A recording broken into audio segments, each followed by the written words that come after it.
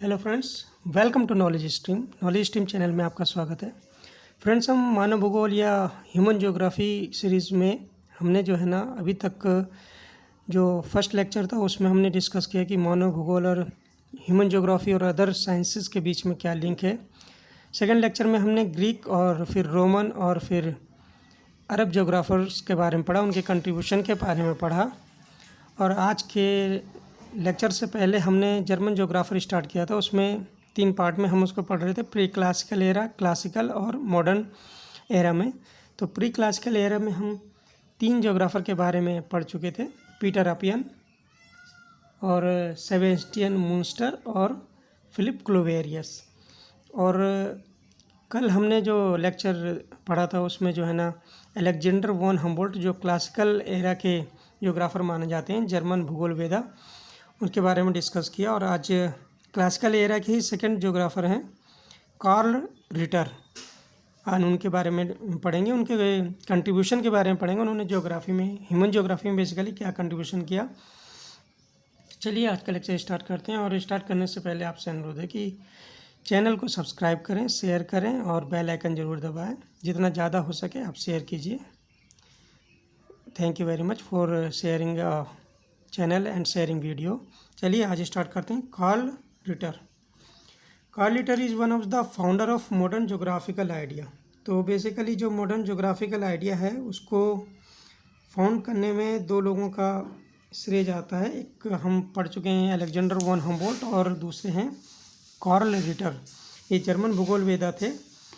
He had influenced more on the development and growth of geography than Humboldt। ये कहा जाता है कि उन्होंने जो ज्योग्राफी के डेवलपमेंट में और ग्रोथ में जो उनका श्रेय है वो जो अलेक्जेंडर वॉन हम्बोल्ट है उनसे ज़्यादा इनको श्रेय जाता है, कार्ल रिटर को। His initial work in geography includes 2 volumes of Europe written between 1804 to 1807। उनका जो इनिशियल वर्क था ज्योग्राफी में वो यूरोप जो एरिया है उस पर कंसंट्रेटेड था और 2 वॉल्यूम में आया था। लेकिन वो आया था 1804 और 1807 के बीच में। इन 1810 में ही wrote a complete systematic geography of the world. उन्होंने एक complete systematic geography of the world जो है ना उन्होंने लिखा।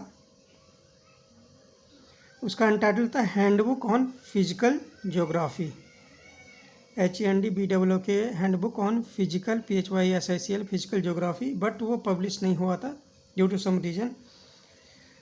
और Carl Ritter geography was empirical and descriptive.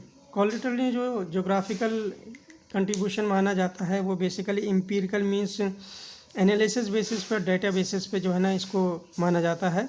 और उसके बाद उन्होंने डिस्क्रिप्टिव भी ज्योग्राफी में इन्वॉल्व थे। डिस्क्रिप्शन और एम्पिरिकल दोनों चीज़ों पर उन्होंने फोकस किया था। Not only empirical means data basis but also theoretical basis, descriptive basis पे उन्होंने जो ज्योग्राफी को डिक्लेयर किया कि ज्योग्राफी क्या है एक्चुअली में। उन्होंने बताया कि ज्योग्राफी जो है ना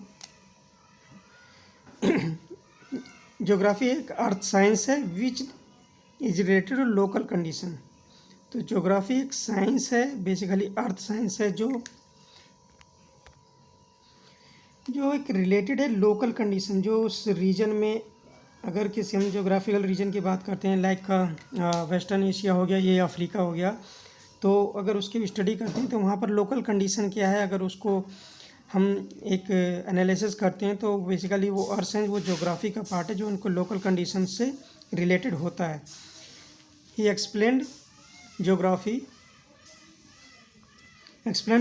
branch of science bring together all its feature, events and relations with the world in an independent entity।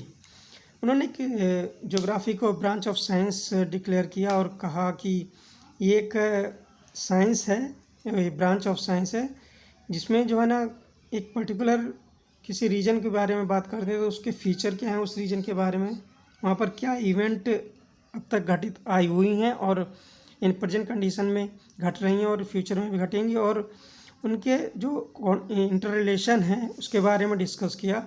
और वो एक रीजन जो है एक वर्ल्ड लेवल पे अपनी एक पहचान रखता है कि इंडिपेंडेंट एंटिटी के रूप में होगा, लेकिन it is involve in world geography में। तो यही एक्सप्लेन किया उन्होंने कि व्हाट इज़ ज्योग्राफी बेसिकली। उनका टोपोग्राफिक 3 एस्पेक्ट के बारे में हम जो जानते हैं कि बेसिकली उनका ज्योग्राफी में फोकस था, वो 3 एस्पेक्ट था। नंबर 1 टोपोग्राफिकल एस्पेक्ट, वो रिलेटेड था natural division of earth science.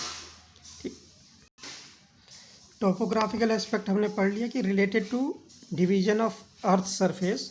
And second aspect जो उन्होंने फोकस किया था वो water distribution, sea and atmosphere on the earth surface.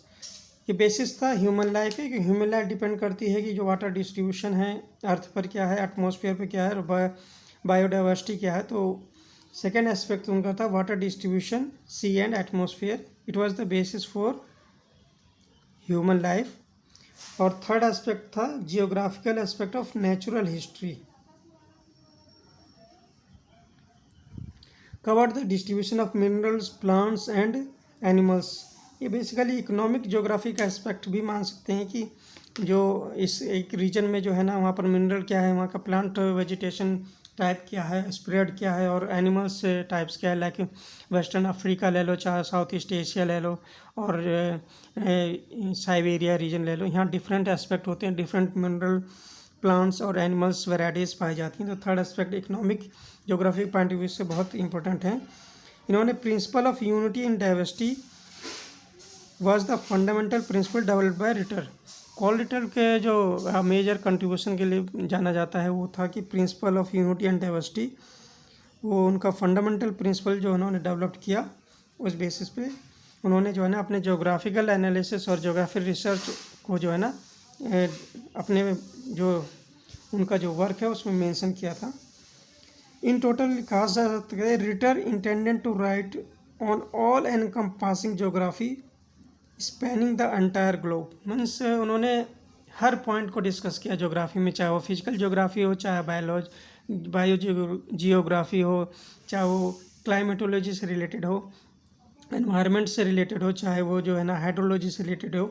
तो जितने एस्पेक्ट होते हैं ह्यूमन ज्योग्राफी, इकोनॉमिक ज्योग्राफी से रिलेटेड हो, और सारे एस्पेक्ट्स को उन्होंने कवर किया।